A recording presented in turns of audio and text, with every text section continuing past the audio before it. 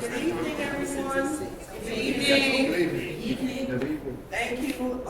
Welcome to our very first 21st Century Education Fireside Chat. Wow.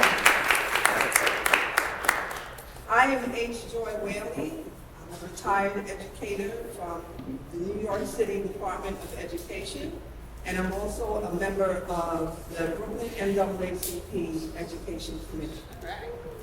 We are committed to ensuring that our children receive a quality education, and that is why we are here tonight having this conversation. Now, joining me in co-facilitating this conversation is my partner here, Leslyn Grant.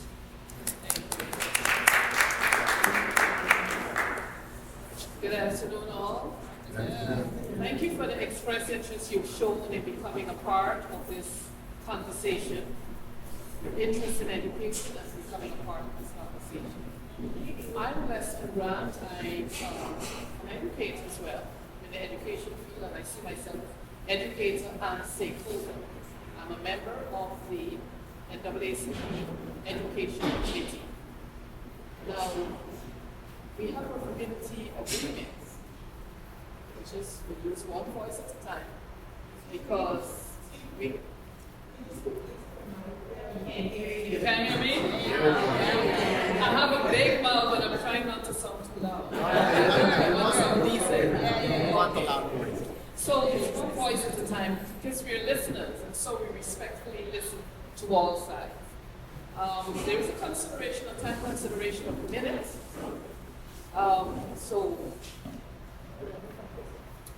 Okay. So to keep things moving, we would like to thank two of our sponsors, which is Con Edison and the Sankofa Global Project.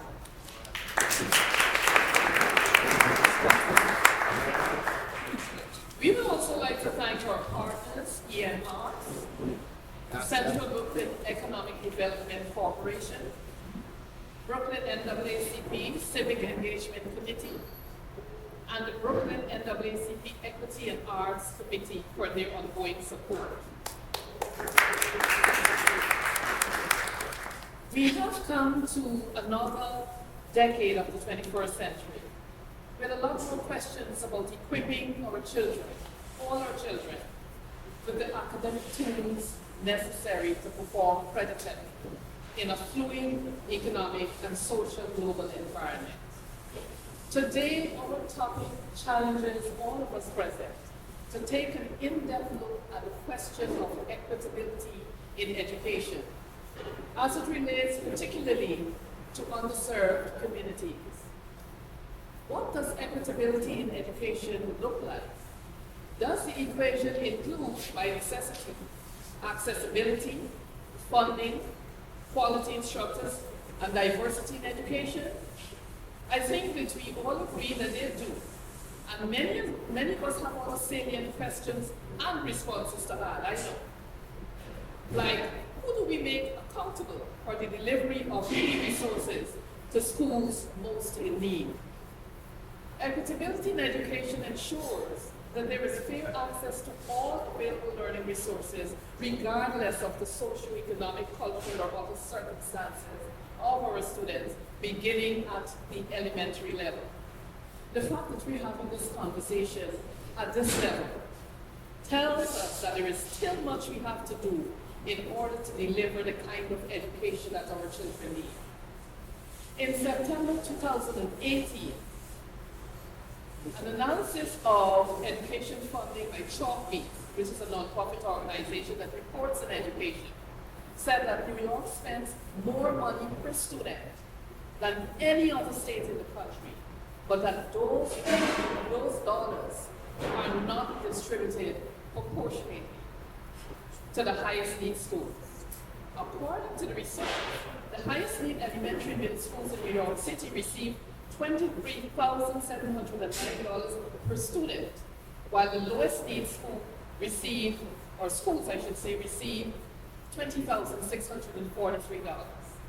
The New York City high schools receive $22,791, per student, and $18,682 is allocated to the lowest need schools. Another analysis is conducted by the Advocacy Group Education Trust found that although high-need schools get between 15 and 22% more funding than schools serving lower-need schools, it is still not enough to overcome the disparities. The fair funding formula adopted by New York City in 2007 did not have the projected success that saw its birth. Former Education Department official Reynoso reported that there were massive inequities under the system. Last year, according to the city's independent budget office, only 23% of city schools received funding at or above the level to which the formula says they were entitled. To this end, there have been calls by educators and stakeholders alike for the cancellation of city initiative or citywide initiatives like the Mayor's Equity and Excellence, and the channeling of their funding into the formula or directly into the school budgets. Governor Cuomo at a press conference in March of 2018 acknowledged that we have an education inequality problem. In his state address in Albany last month, he fully supported funding the poorer schools and closing the education gap, although Advocacy Group Alliance for Quality Education, AQE, sees the governor as what they term the biggest obstacle to funding the formula. We have to talk. I'm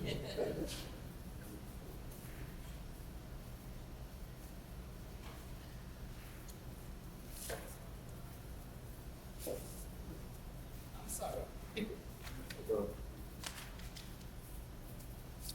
So,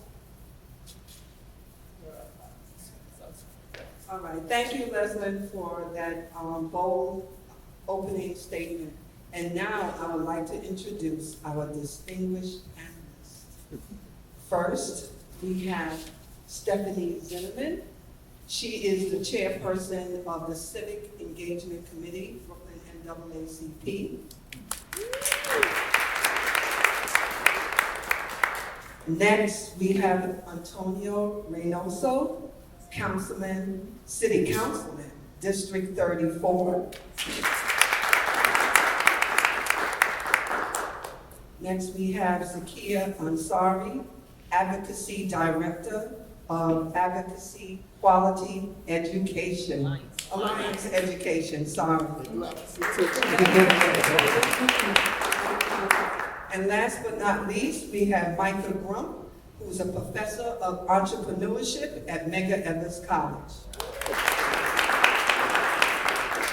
Thank you. And last, but in no way least, Tracy L, our moderator for today's event and the chairperson of the Education Committee of the NAACP.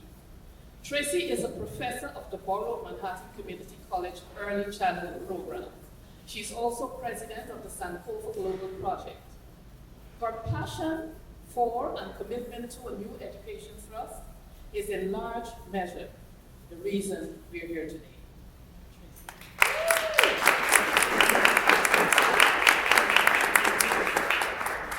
Well, thank you all for making time to be here today. We're going to have a conversation. Leslyn gave us an incredible opening statement for why we are here. And we want to hear from everyone because, as our stated outcomes, we need community voice to influence the education agenda for the legislative agenda for Albany.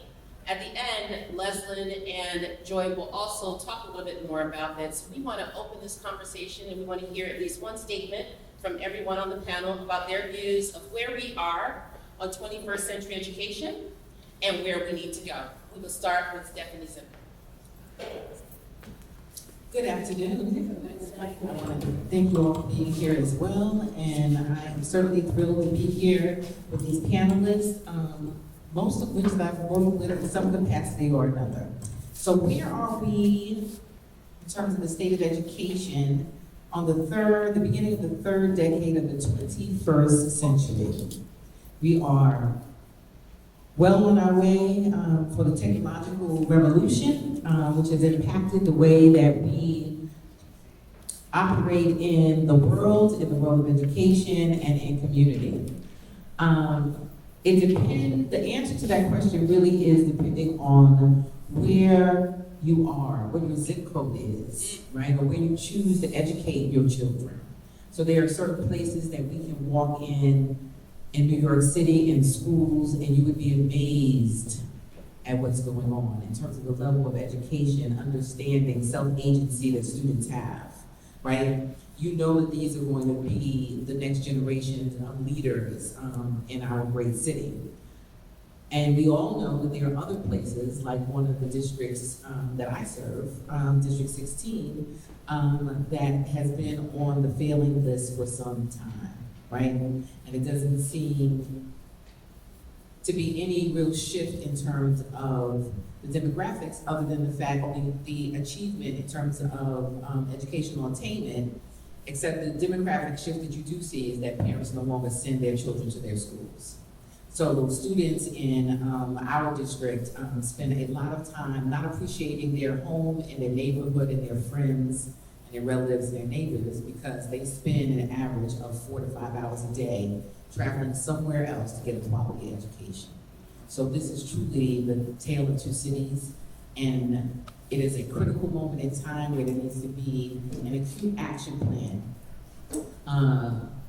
together that we need to put together in order to address these inequities. Thank you.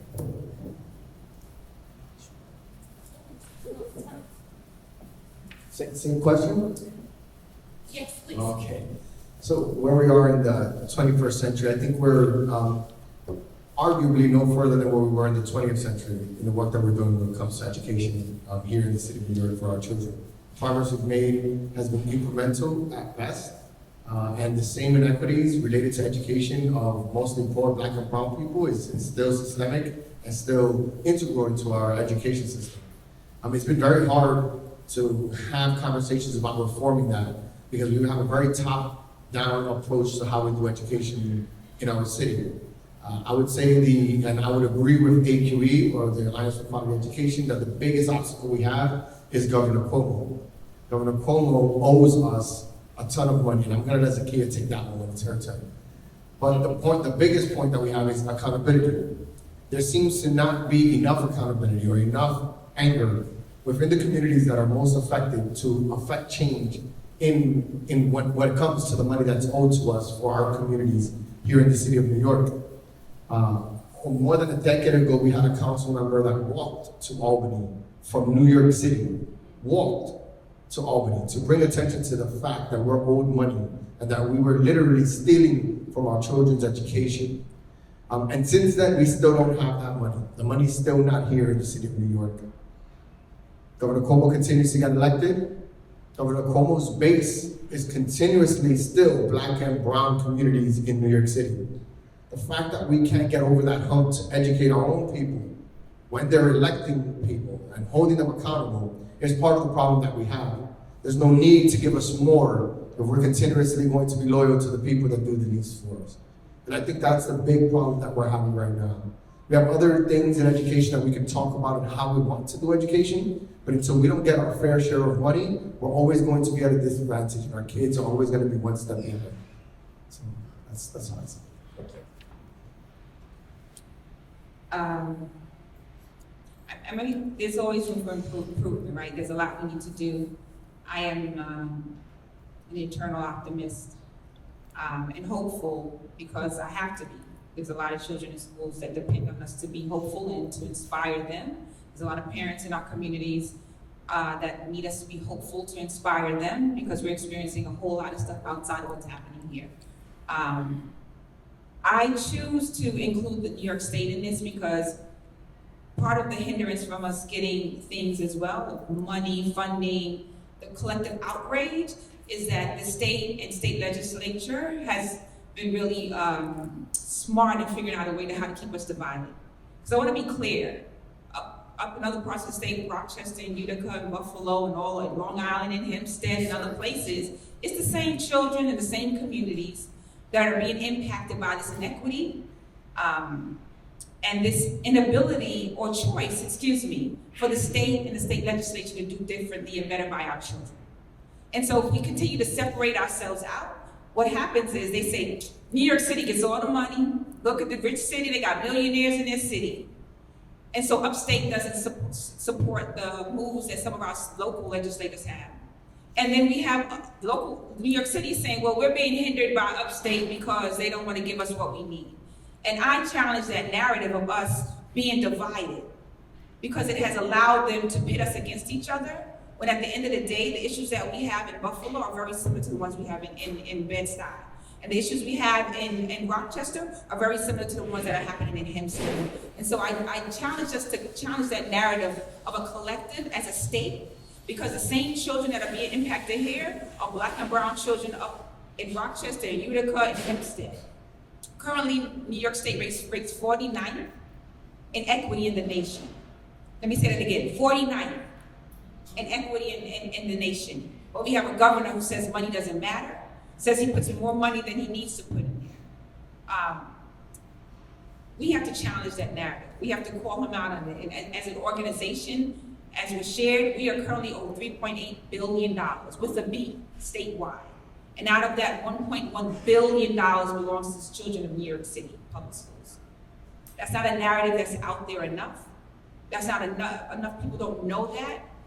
At the end of the day, what I hope we can have a conversation about today is how do we collectively lose our mentality around this scarcity mindset that we don't have enough when there's plenty.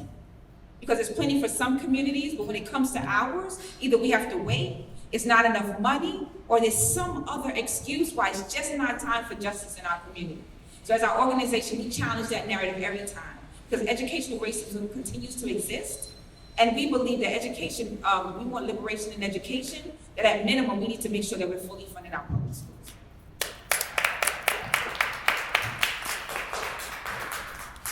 Thank you. Good afternoon, everyone. I'm new to New York, so I look forward to being educated on some of the issues, but I've also been here for 2 years, and I teach at Medgar Evers College.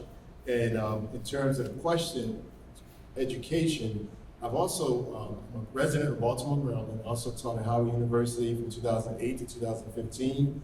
I taught at Jackson State University. And then I came up here, I saw what happened, and I needed to leave Mississippi to come here. And so I mentioned all of this, Baltimore, DC, Jackson, Mississippi, because everywhere I taught at was a HBCU, down at a Black institution. And what I see is that the state of education prepares our students, our children, that once they enter into college, they're a little behind the curve, especially in some areas that matter to them, launching businesses. So other ethnic and racial groups, by the time they reach college, their social networks are a little bit differently. When I say social network, I don't mean the digital, I'm talking about the actual relations, connections between the people that they know. So that's a little bit different. Their education in terms of financial, knowing things about like investor, debt financing differences. When it comes to the table, that becomes an issue. When it comes to formalizing their business, we do things different. We know that Black entrepreneurs, Black people are highly entrepreneurial. And in Brooklyn, we know there's this thing that I discovered 2 years ago. It's called the Brooklyn Hustle. And the gentleman back there, he was explaining that to me a little while ago. And so students at Medgar Evers, they're full-time students, and they work a couple of jobs, and they got a side hustle going on, to pay the bills. And so my role is to sort of connect with them and help them to become successful entrepreneurs. One other thing, I hope you don't mind me giving a shout out. I really love the fact that we have Con Edison here, because they have been supporting our programs, but not only in terms of writing checks. I know that for at least 3 decades, they've done a lot of things. Miss Julia Lewis, she actually shows up, rolls up her sleeve with us at the table, helping us plan and create. And because of their impact, efforts, we've been able to impact hundreds of students doing nice things. So really happy to be here, and I look forward to being here. Yes, Dr. Crump, I appreciate your shout out for Con Edison. Jahari Jenkins and Juliet Lewis have supported my organization, the Sankofa Global Project, since I come back to New York, and so we're super grateful that their support allowed the Sankofa Global Project to support the NAACP. So we really appreciate you being here. What I'd like for us to do now, because this is a conversation, is to open this up. Our goal today is to take the comments, the questions, the concerns that the community has. We want to bring them to Albany. You've heard what some of the panelists have discussed, and I'm sure you've come prepared with your questions. In front of you, you have a pencil, you have a note card. If you want to ask your question, we ask you to come forward and pose your question to the panel, and we can have a conversation. If you would prefer to write your question down and have someone share it, we're happy to do that as well. So I'm going to open up the question to the floor.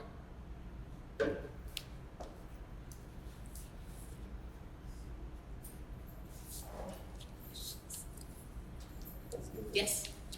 And could you please state your name and then where you're from and how? I'll take this mic. Yeah. Is it gonna fit? Most of these folks are from Brooklyn. They project, right? You can come up to the front. That's welcome. Come on this side, maybe. And put the camera on both sides.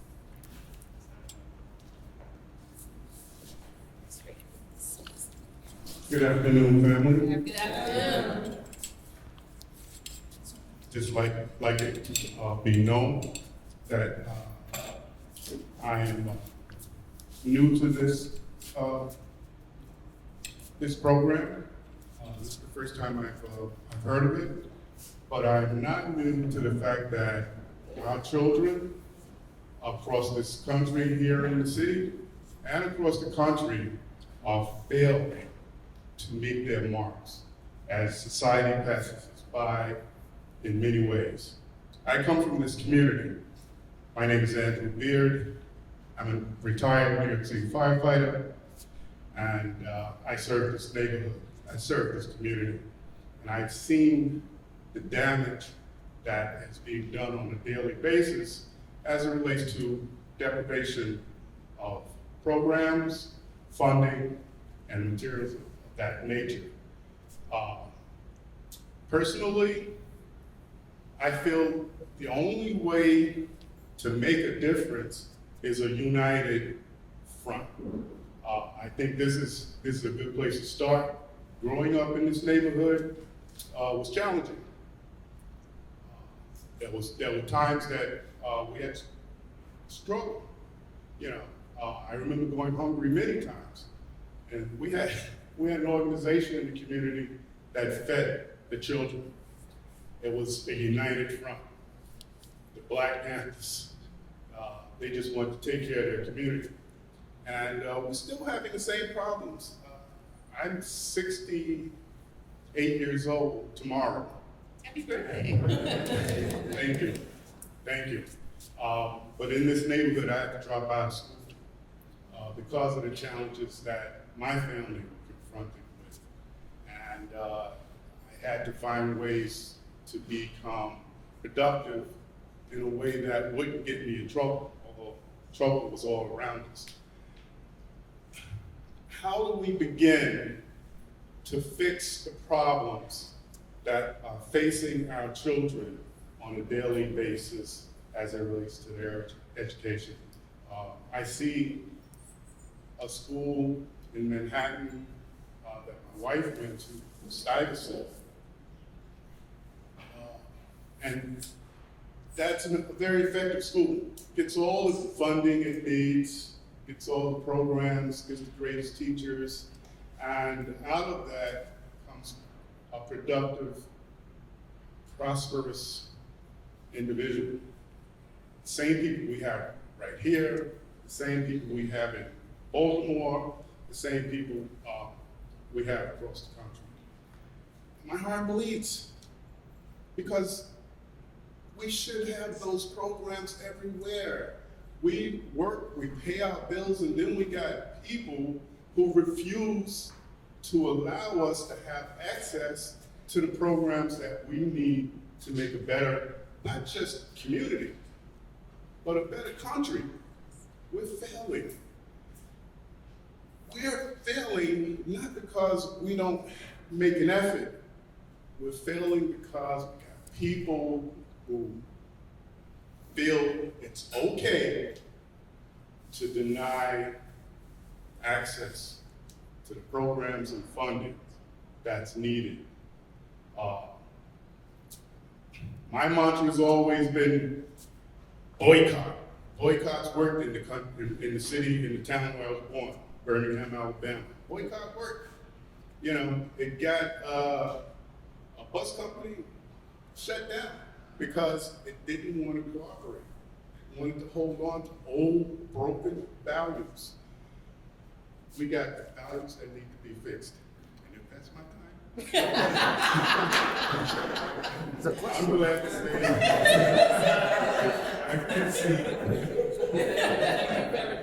So since you ended, sir, on an activist note, I'll pick it up from there, just in a way of some information.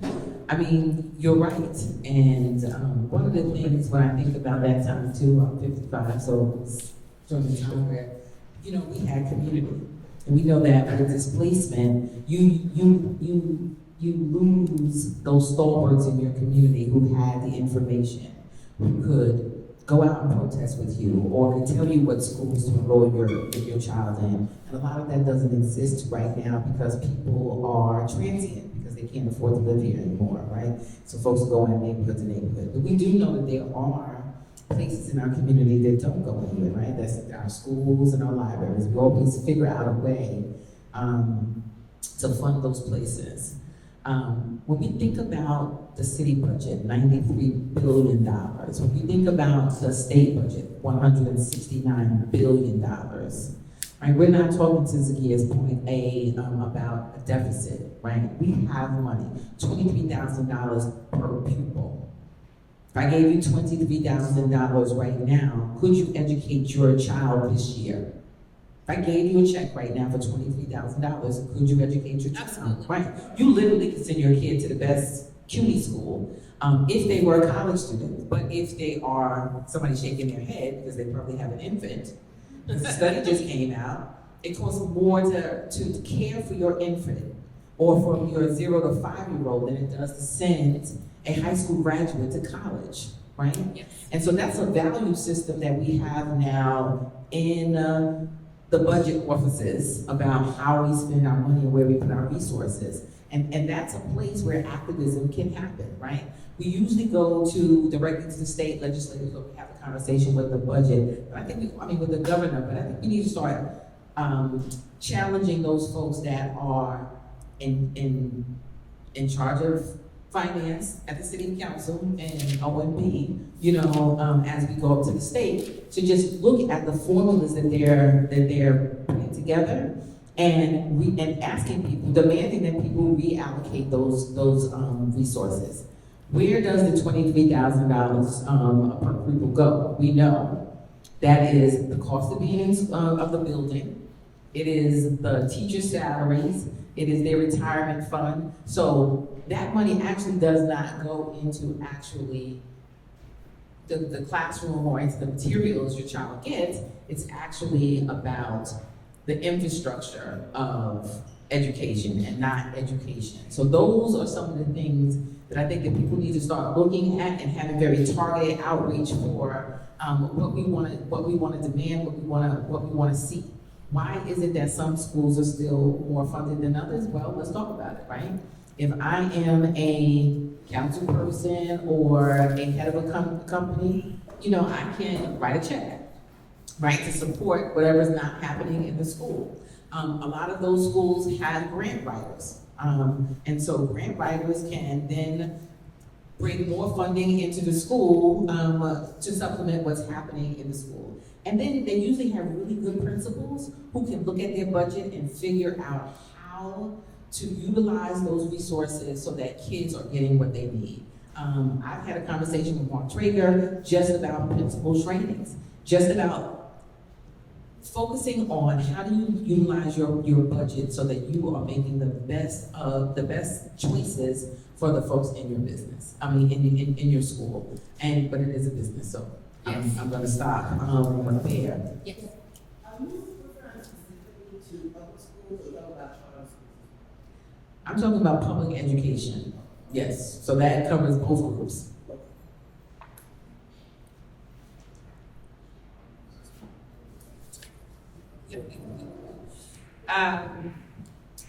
So I think it's a both and, right?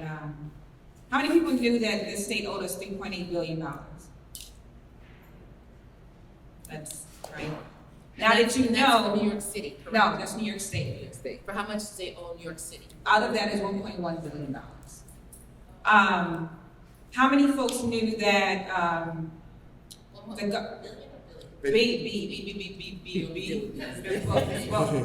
B. That's why I say with a B, because some people are like, oh, $1 million. How many people knew that the governor, I guess it's an opinion, but it's really not, has kind of been the main reason we haven't gotten those dollars? So I say, the reason I ask those questions is because I think the first step is political education. Yes. So now folks know. If you want, you go to our website, aqeny.org, you can see an approximation if you're in a school, how much your school is owed. So earlier I was at Square Table Talk, right? Is that what it was? Yes. Square Table Talk, I think it was at District 23 office. And I threw out some numbers of 3 of the schools that were there. You know, Eagle Academy is owed $677,000. I think IS 392 or PS 392 was owed, 200 and something thousand. So 2 other women asked me, their school was owed $500,000 each. So the question becomes, the agitation in the movement is like, I know this is something that's owed us. Often what's next is, how I get my money. Yes. Right, and that's part of the narrative of the agitation in our communities, because folks don't know. And so the question always is for me, now you know what you're gonna do. So my role is to offer you opportunities to do something. Do I say money solves everything? Absolutely not. But at the same time, the same reason we can say there are PTAs that can raise $1.5 million, and they do that, it's not just to have money on hand, it's so they can provide everything that children need and then some. Yes. Right? The reason that we can acknowledge that places like Scarsdale don't have to necessarily take the Regents is because those parents understand that this test does not define the brilliance of my child. And they wield their political power to say, and we ain't taking it.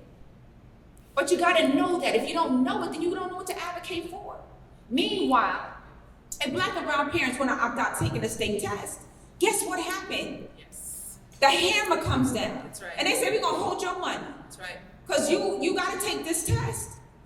But it's not motivated by our children learning anything. It's motivated by dollars from these testing companies. The tests themselves are racist tests. Yes.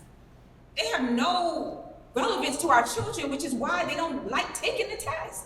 It makes sense, right? Culturally responsive education, period. Our curriculum is not culturally responsive, right? And so it's not about having money for the sake of having money. It's to provide all these things that we know work for our children. And so now that we know, I always ask folks to get on board with us to advocate for these dollars. It's a both and. We can do that from the state, and when we get those monies, because this is what we do, we come down to the city when budget starts right in April, because it's right after the state budget, and we say when the mayor wants to cut some funds, we're standing on City Hall saying, you ain't cutting this. Because we fought for the money on the statewide level, the heck if we ain't gonna make sure that money gets to where it needs to be. But it really is about people knowing that it's happening, because now you will go and say, you know what, I didn't know that. Maybe you'll go to our website and look at your school or a school that you went to and see how much money you're owed. Your state elected officials are the ones that you should be calling next. Where are you on making sure that we get these campaign for fiscal equity dollars, of which I just looked, and I see approximately school ABC is owed $1 million in total. What are you doing? And we have to hold them accountable. There's no reason to have a blue wave run across New York State if they ain't making sure that justice is happening on not just education, but a whole host of other issues. Yes. Housing, criminal justice reform, we could go down the list and the line. So blue means nothing if justice is not happening for our communities. Next question, please. Yes.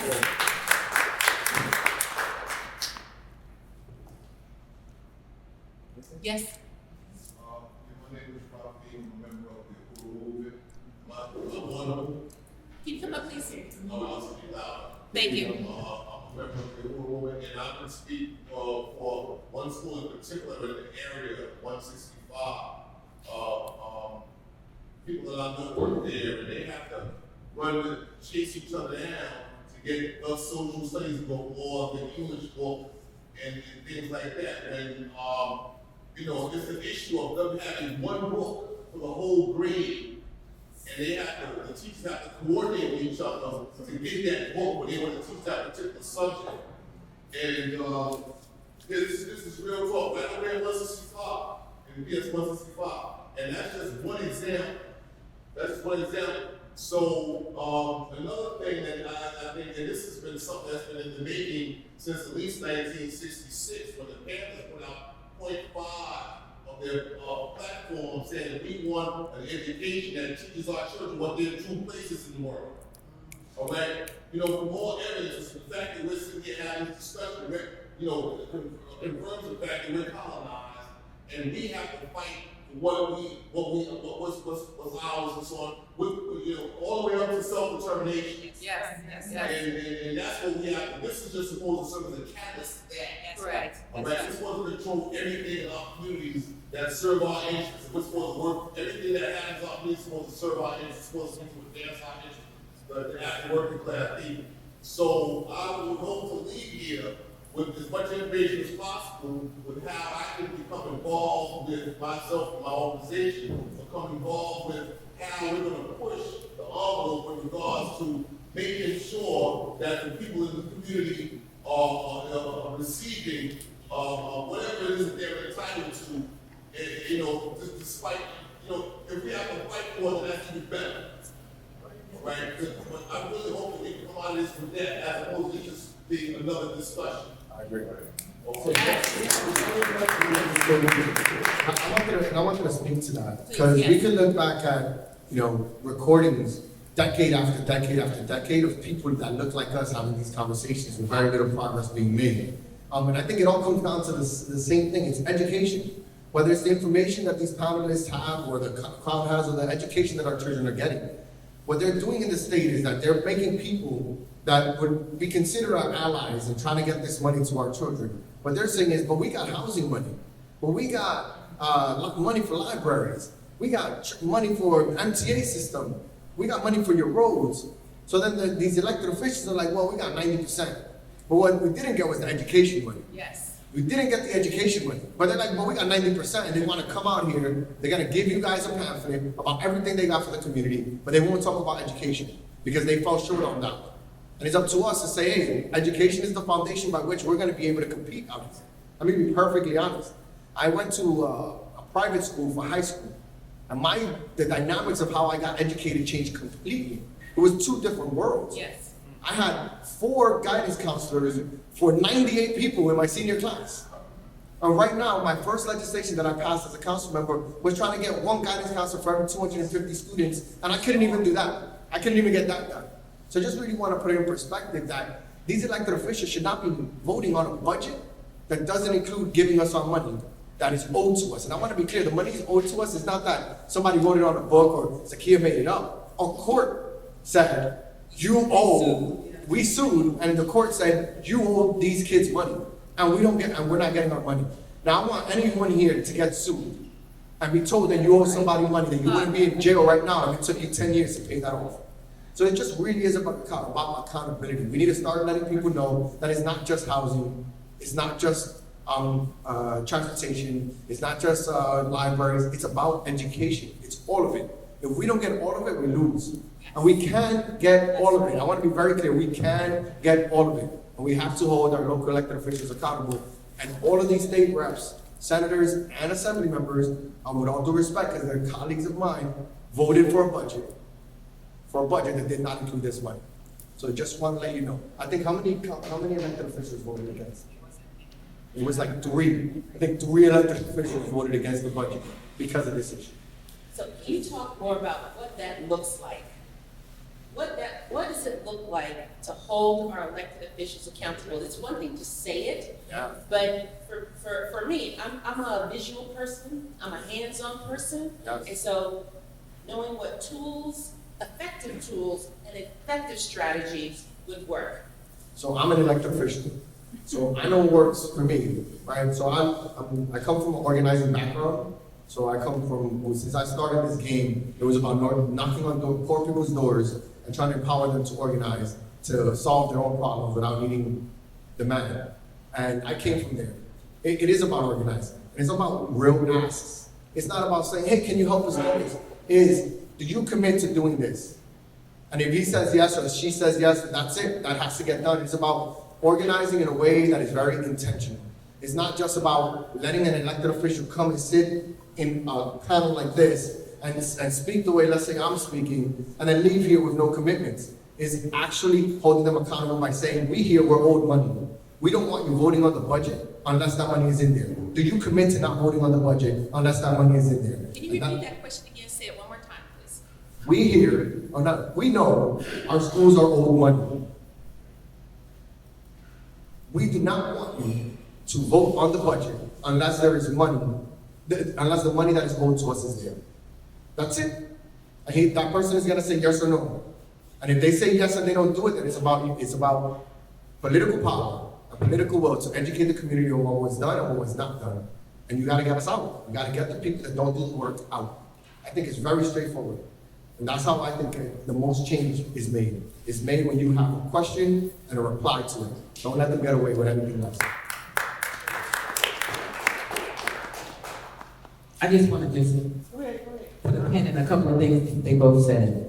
So one of the things that you will hear state legislators say to the community is that they have voted for the education budget and money, but it doesn't come to the city because there's mayoral control. You all have heard that term, right? And they do not want to give the money to New York City because they are not assured from the mayor of New York that it's actually going to get to their district. So a lot of them are trying to be very creative as to how they get that money into school so that it doesn't end up in the coffers of the Department of Education. That is a thing, right? So when people say that, you say, okay, well then what do we need to do? Like, so to your point, we don't let them get away with that. We say, well then what do I need to do to get that money directly into my school or the schools that need it? You know, I'm too a very visual person, right? We can look at, Zaklyah gave us some of the numbers. We can look at what schools are not doing well. And my thing is, if you're really having an equity conversation or an equity model, then you look at all those schools that are in need, right? Where children are failing continuously. And you fund them first. You fund them first. People who have other resources, you fund them afterwards because you know that those students are gonna be okay because guess what? They're already overachieving, right? Not that they don't get, but they certainly in an equity model cannot receive the same level of funding than other students do. So in terms of education, parental education, that's why forums like these are so important, right? Because we need to have a conversation with people about what is going on. And it's a lot to learn. The amount of legislation that's passed in a given year is just mind-blowing. So to think that parents who sometimes are working 2 or 3 jobs or have other challenges are gonna, be in a place where they can actually keep up with it is not at all reasonable, right? So what can we do as organizers, as community groups, that we can break these down into small actionable items, right? Very simple, get on the bus, and come to Albany on this day or that day or the other, right? Just from your phone, join Countable and different apps that you can send a letter really quickly. You don't even have to write it. You're just literally putting your email address, right, around education, right? Just giving them some very succinct actions that they can take. And because people need to see some small victories. Once you know that you've taking that bus and you saw that the governor had to come out and say something to you, or the city council person had to come out and talk to you because you showed up, right? Or you wrote a letter, or you sent a tweet. People start to feel some sort of self-agency, and they're willing to do the next thing and the next thing and learn more.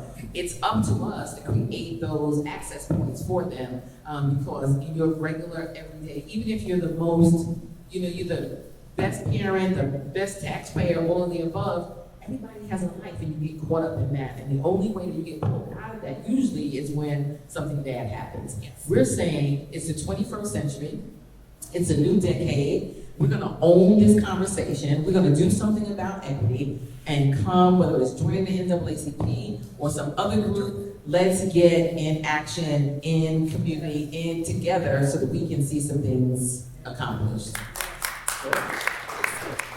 Real quick, so the brother that just spoke, you're at the school, was it PS 165? Yes.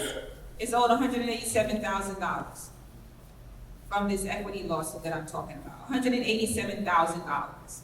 And real quick, I think we have a toolkit on our website. If you go there, it has a sample script that you can use. If you don't know, you never called your elected official before. If you're in the school, you can share with other parents and have them just plug in the information. It's a whole toolkit that runs of like how you do a press release. If you wanted to have a press conference in front of your space, all the information about where the money is. You can go online on our website and find out where those dollars are, what's owed to your school as well.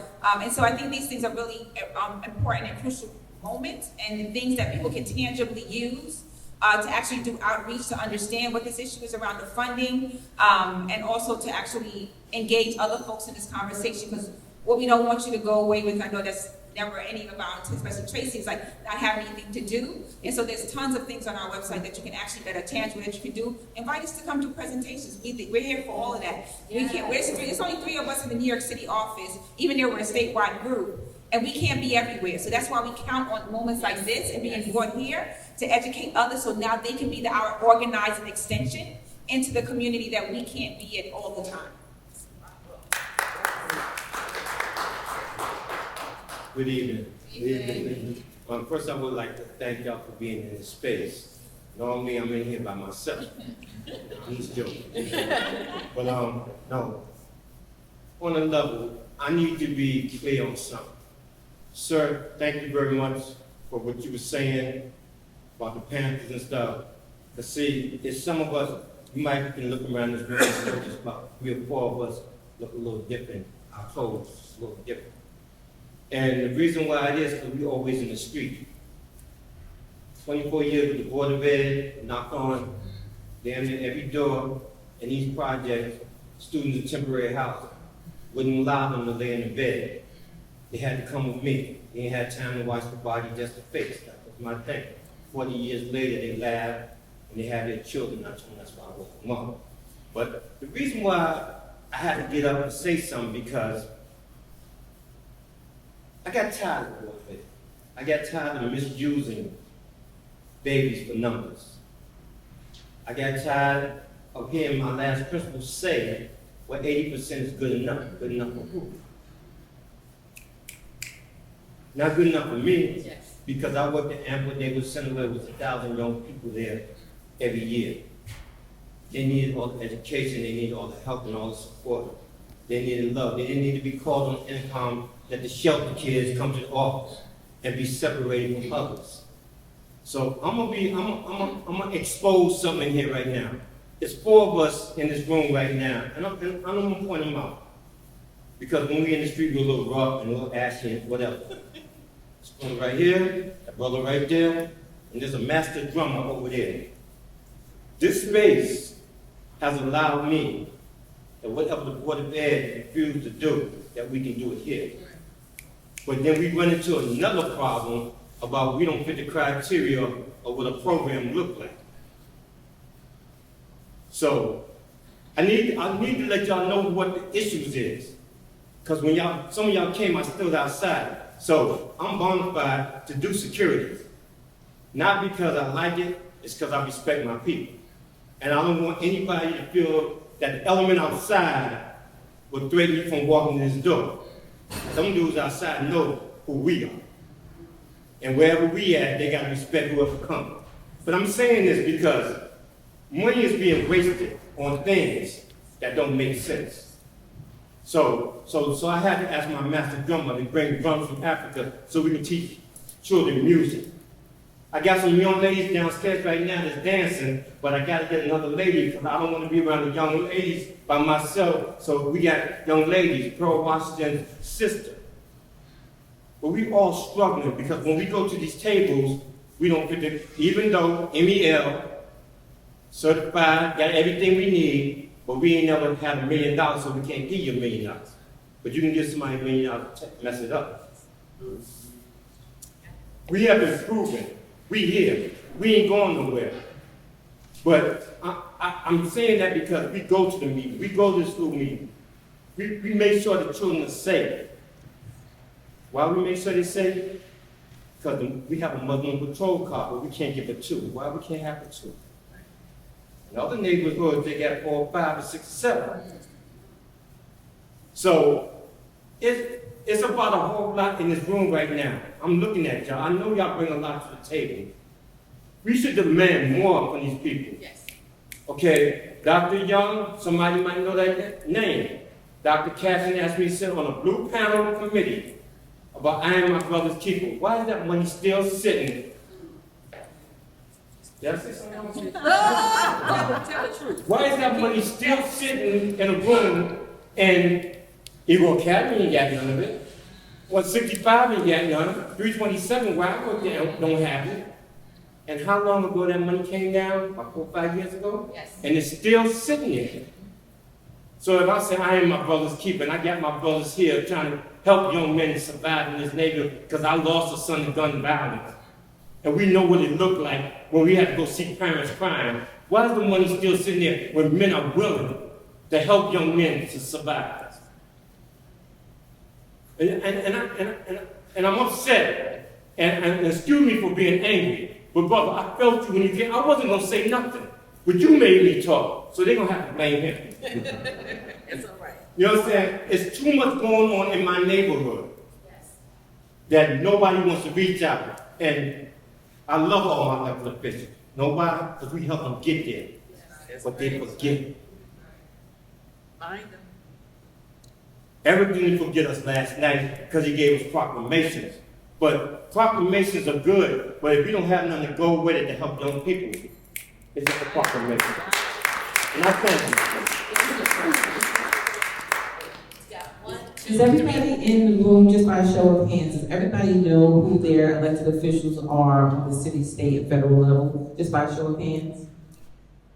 So see, so that's one thing. If I ask you what your ED and your AD is, do you know what I'm referring to? Yes. Your election district and your assembly district, right? So that tells you a lot about what's going on in your neighborhood and who are your elected officials. And these are some of the formulas we've been working with people to understand, because you can't make a demand if you don't know who you're talking to. You cannot get the best services if you aren't in dialogue with the person that you need to get the services from. And so that's a little homework. I never come to a conference without asking people, That's right. sending them home Thank with you. homework. Thank So you. that's some homework. Yes. Know who you put your ED and your AD is, and know who your elected officials are. And then be in conversation about why these things are not happening. That's a good point. So just, if we were gonna take that, what that brother just said, and just, if we made a list of all of the groups in our community that we thought were deserving of funding that did not get funding, and we sent them a letter and asked why they were not, or we asked the question about where is the funding for my brother's keeper, right? Why there's still such inequity in our community when it comes to education. I mean, that should be our mantra going into this new decade. And we should definitely use that as a first method of action, making those demands. Wonderful. All right, good evening, everyone. Good evening. Good to be here. My name is Curtis Cox. I am a career coach for the Department of Ed in District 79. And pretty much what I do is I do career and college advising for HSC GED students. So as we're sitting here and we're talking and I've just been processing all of this, a couple of things that come to my mind, which leads to this question of entrepreneurship. By and large, in my opinion, we are in a political system that is not designed for our success and progression, right? So we have all this money that's owed to us. I'm not sure how long we have to wait to actually get that money and to see it go into our communities. I look at the Black Panther Party and I look at social entrepreneurship. And to me, the Black Panther Party was a social entrepreneurship. It was one of the most successful in history. So when we have this conversation about 21st century education, I'm thinking about 21st century social activism. I'm thinking about 21st century social entrepreneurship. How can we as a community support our Black and brown businesses to develop and scale and grow, but also challenge them to come into these communities and serve these schools and serve these different communities? Like if you run a restaurant, if you have, a barbershop, you give haircuts to the students. How can we create systems where it's further progressing our Black and brown businesses, and it's also making this social impact? It's making this change. Because by and large, waiting for this money and demanding this money and fighting on the political level is one thing, but how can we tap into this social enterprise and social entrepreneurship and really make some real change and say, if we can go to Albany and say, hey, we've created these movements because you guys aren't doing anything, so we've raised this $1.8 billion through these organizations, through these funnel systems of social activism. Thank you, I appreciate that comment. So, let's see, I like to start off with one particular answer that I think works for that. And at Medgar Evers College, when I started working there, what I noticed is, I asked people, hey, where the Black and brown entrepreneurs around here? And we didn't know the answer. And so since then, we knew we had to reach out. And what we discovered is that there were people that walked among the halls who knew each other, but what they didn't know is that you sell, you make soap products. He does this, she does that. So we didn't know that. So the reason why I appreciate Con Ed so much is because they actually funded an opportunity. So there are students on our campus right now creating a portal called Campus Entrepreneurs. And right now we have identified 100 business owners that are students at Medgar Evers College that we didn't know about. So before that, when I needed to buy something, I look online or I walk around and I buy something from one of these stores, and even though there were certain employees in there, the ownership was something different. But the point is, now we know who owns. So I think bridging connections is really important, showcasing. And then not only are we identifying them, but we're also providing a lot of resources, a lot of support. We have international entrepreneurs who sit on campus now and give these students free consultation. They help these students register their businesses. They help them register LLC. They connect them.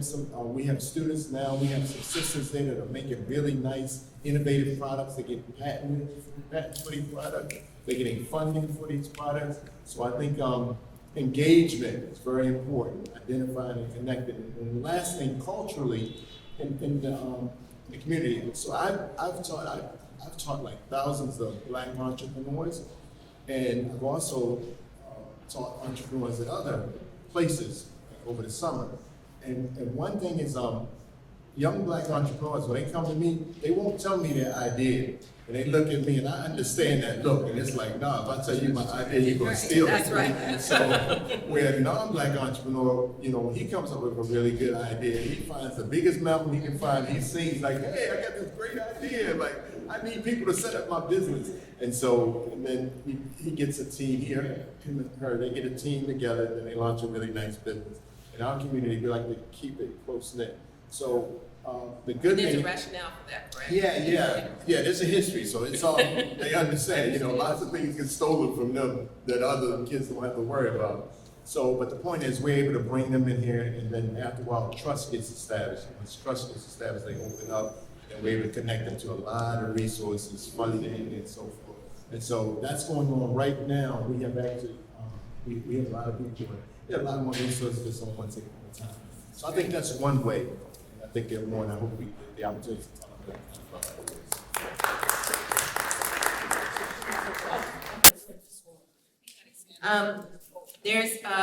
We have 10 minutes and lots more questions. And this is the first of several conversations, but just, we want you to know. Here's one question. How can students get involved to demand the money that is owed? That's one question. Another question is, who are you going to Albany with? On behalf of what group? And how are you mobilizing parents to join? As long as a kid, I'll get students mobilized. Wow, boy, who is that? I didn't even pay them to ask those questions. So, I'm gonna put, Let me it's on your pass. So, the first one, students. So, if you want to engage young people in this, we used to have really large lobby days, the first of January, because we used to try to head off the governor's budget with our expectations of what we wanted to see in the budget. Money is not like it used to be, and we do organize statewide. So this time we're having a much smaller one. We have 2 buses leaving from New York City, different locations. If you're interested, let us know on February 12th. It pretty much is an all-day commitment to go. And we are reaching out to schools and other places to see if they want to participate. If you just want to engage young people in the conversation, what we've done in the past, we've come to schools, we've talked to young people around what's happening in education, period, across the board. Our agenda, which is not just the funding, it's our solutions, our suspensions bill, right? Which we're trying to end suspensions in grades K to 3. Yes, end suspensions in grades K to 3. Our 5-year-olds to 7-year-olds. Yes, I know, it's crazy. As well as it does a lot of other things, restorative justice practices. Again, that's a statewide bill. So it's not just that. We also fight to get full day pre-K statewide. We might have it here in New York City, but across the state, 80% of our babies don't have access to full day quality pre-K. So that's a way. Invite us to your school. Invite us to a space where you have young people. We'll talk about it. We can engage them. We help facilitate something. And they can do local lobby visits, right? They can have the legislator come to their school or their place. They don't have to actually go to Albany to have a conversation around this. As far as who's coming with us to Albany, parents, and we have extensions of community-based organizations, and so many of them we've been engaging for the last 20 years. Our organization is 20 years this year. So we have parents and community members. If educators can come and they can get the day off, sometimes they come with us to Albany. Again, this one is a much smaller one. We only have 2 buses coming from New York City. Normally we've had up to 10 buses at a given time in the past. And so there's always opportunities to do that. Everything does not have to happen in Albany. I'll say it again, everything does not have to happen in Albany because our legislators live in our communities. At the end of the day, they should be coming to our schools. You should be going to them. You should call and they should be like, how you want me to jump? I'm there. And it shouldn't just be, just remember, they trying to petition to get on the ballot, so they will come out now. But the goal of inviting them out throughout the school year is to say, now we got a record. We could invite you 10 times, you only showed up twice. Right? And so it's not to say, do we vote for you or not, because that's political. It's for us to be knowledgeable enough to know that we extended the invitation and we were worthy of 2 times. Right? And so it sparks the conversation for us to say, I'm not telling you who to vote for, I'm just telling you how you're supposed to show up for us or not show up for us. Yeah, so I wanted to, if you're not a member of the NAACP, you should become a member of the NAACP. Because this crew, the education committee, is going to be looking to you to build a foundation by which they're going to be able to use a lot of the information we got here today. And if we need numbers, and numbers is power, and we know that like from the basic organizing movements. The second thing is the NAACP working with AQE. So as an elected official, I take most of my education policy comes from AQE. So I just steal all their stuff in a positive way. What I want to do is that if Zaklyah tells me to do something, I'm there. If AQE calls me, I'm there. Like I know that what they're working is on equity, on justice. So I know they're not going to fail me when they push something. So if the NAACP and AQE are working together on any issue, I think it could be very big. And that's the type of work we need to do. Like Zaklyah said, they're 1 in 3. There's 3 people trying to organize for our future, our young people's future. The NAACP membership is much larger than that, and has an opportunity to be a megaphone to the work that they're doing in AQE. So I would say 2 things. Join the NAACP so you can keep getting information about what's happening and actions that they would like to commit to, and that the NAACP take their cue from AQE, because I think that they're the primary leaders in the work that we're doing for equity for our children. So those are 2 things that I would say. I just want to give you 2 dates. So we always go on Caucus Weekend, and the reason why I encourage people to go to Caucus Weekend, which is going to be Saturday, February 15th this year, it's a full day commitment, is because they have particular workshops geared to young adults and youth. And so you can go up and learn as a parent how to get active and what the state legislature is up to, but specifically because it's the Black Puerto Rican caucus, they're always focused on equity issues. My complaint, and I've told this 1,000 times, is that they have great workshops, but they have no mechanism to then get people activated around what they learned. And so I want people to go there to learn on the 15th, but I want you to come out with the NAACP on March 11th for our lobby day, where you learn how to kick butt. You had a question? You have a question? Okay. Thank you. I actually wanted to respond to the gentleman. I don't know his name. How you doing? Danny. Brother Danny. Game recognized game. And I saw you standing outside. A lot of people don't know where they are here in Brownsville. The history of what's happening in the streets. I grew up in Bed-Stuy. My grandmother actually used to live in Brownsville, and I told her if she ever wanted to see me visit, that she'd move. So that's how she used to go on Christmas, and she would say, "Oh, it's okay. They just target practice, and it's okay." And I started new programs in Brownsville a couple of years ago. And I've done Mont Hall, I've been 327. I've been to a couple of schools. My nephew over here, he graduated from a school not too far from here. And Brownsville Academy, I remember we were doing a program there, and they actually had a meditation room in the school. Open the door, it looked like a closet, like a painting closet. We're gonna put us, we're gonna do, meditation. Open the door, there was a meditation room, shoji screens, mats, the whole thing, waterfall. I was like, where the heck are we at? And so I actually started to see some magic that people were doing in Brownsville, but of course you never hear the positive anywhere because that's not the mechanism that is in place right now. I want to make it clear for me, I'm a very practical human being. And I never voted when I was younger because I never thought it mattered. I never cared about the things that you're talking about because it didn't appear to affect me directly. But my life was different in that we had a community. And I've always said what affects Black people in particular is that we don't move as a group. We move as tribes, as individual tribes who look out for the individual. Because even within those tribes, we still don't stick together. Because we're cutting each other's throat. When you get what you think you should have gotten, you turn your back on whoever it was. And to me, that's the greatest problem. Because if you're talking about actually getting people to care, elected officials, they don't care about you unless you have a constituency.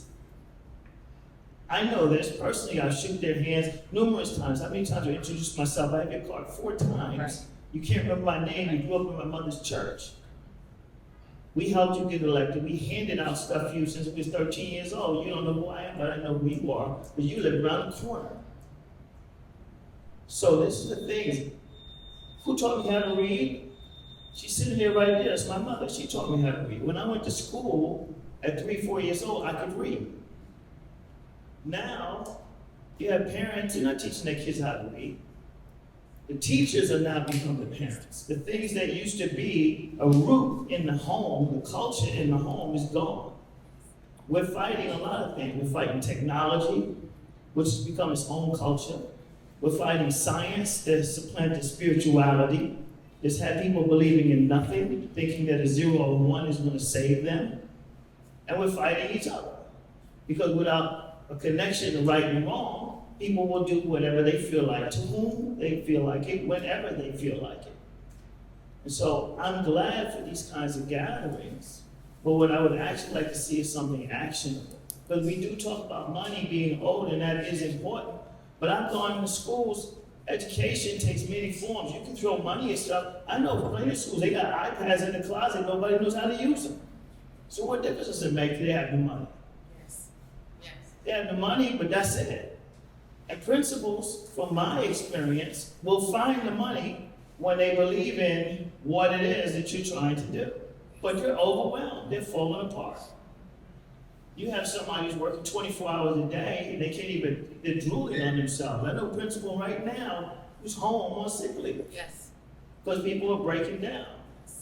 So I think it's a complex situation. I think it's very complex. And I wouldn't really be the one to tell you how to solve it, but I don't want people to be sitting around thinking, oh, it's just because they owe us money. And by the way, you can sue people, hold on, I've been sued multiple times, they never got the money. So the point I'm trying to make is that power doesn't give up power. That's not the nature of it. If I have power, the way you get it is to take it. That's how they got it in the first place. So why are you asking for things that already belong to you? This is Brownsville after all. So my point is that honestly, if you really want to move forward on something, you have to figure out how to roll as a posse, as a group. There has to be a consensus on what to do, and then you actually have to do it. And then the credibility, other people will be like, wow, they got some stuff done. Then maybe somebody else will be like, hey, let's roll with them. Maybe we can get some stuff done too. Yes. But it's definitely not about the money per se. It's about the lack of unity, the lack of a coalition, people being too busy, and freaking video games. When people are complacent, you know, Yes. nobody's hungry enough. They still got Nikes. So as long as they got Nikes, and as long as they have Xbox, you're only gonna get so far. Yes. Unless you have some other way of motivating people to understand how desperate it really is, until it gets to that point. So, Thank you. All right, thank you. I want to end with the last question, and then please make sure that you connect with people in this room, because there's a plethora of resources available. You've heard a lot, and this is just the last question.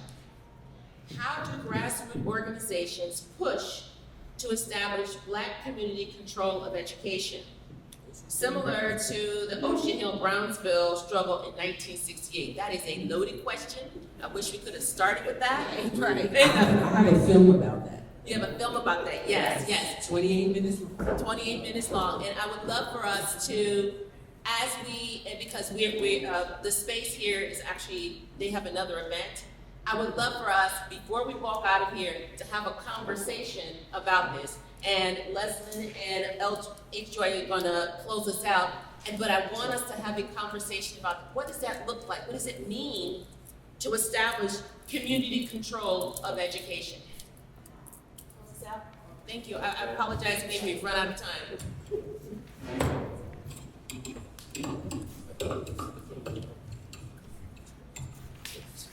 Okay, we certainly had a robust conversation this evening.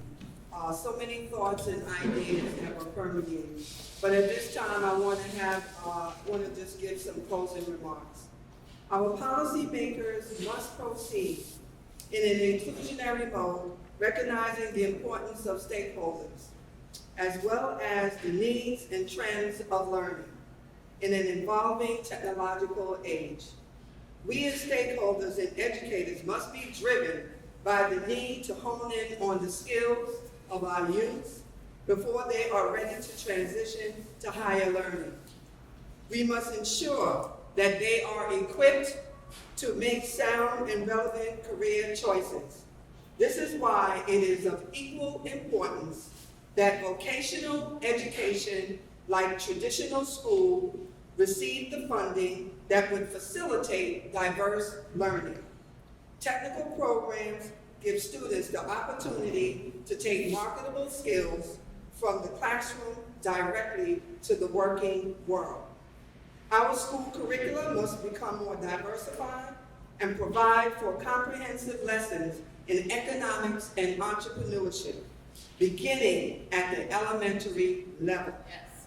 Debating strategies, public speaking, and other skills not usually included at this level must become an integral part of each child's learning experience. Think of the implications for each child, each family, our country as a whole, when our schools and universities consistently produce not only students of academic caliber, but future leaders who can make meaningful input as entrepreneurs to our economic development. When we lift each child up and take them on a thoroughly prepared educational journey, then the implications for university intake and graduates are tremendous. Then as a nation, we are better able to respond to 21st century initiatives and challenges on a global scale. Now you might be thinking, what should I do next? What are my next steps? Because we talked about action. Well, perhaps you should attend another one of our fireside chats that will be held on February 26th and March 27th. The thoughts and ideas that were expressed this evening have enhanced our 21st century education vision. We are committed to creating a vision. And tonight we spoke about collaboration. I'm glad that we talked about how the NAACP can work with AQE, Yes. can work with our city council. So part of our homework tonight is we need to find out how our city councils, who our city council person are, and state level and so forth. And what we need to do, more importantly, is to come together and to create that vision for what we want for our children. So, but vision requires action. So join us for Lobby Day on March 11th as we advocate for the funding that we know that is owed to us and for a high quality education for our children. Thank you.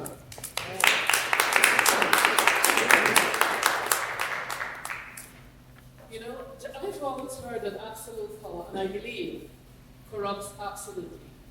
Those with the money, those who are holding our money, seem to have absolute power. And before they drown us in their corruption for the sake of our children, we have to take a very big stand on this. We have to move on it. On behalf of the Brooklyn NAACP Education Committee, we would like to thank the panelists and all of you participating here in this important conversation, just for being here. And until our next fireside chat, thank you. Have a good night.